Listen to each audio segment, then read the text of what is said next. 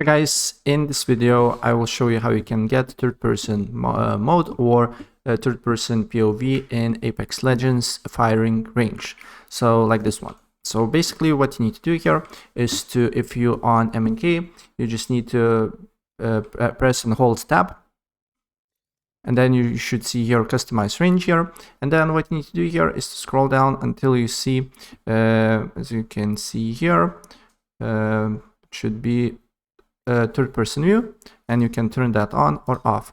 And on controller, pretty similar to it.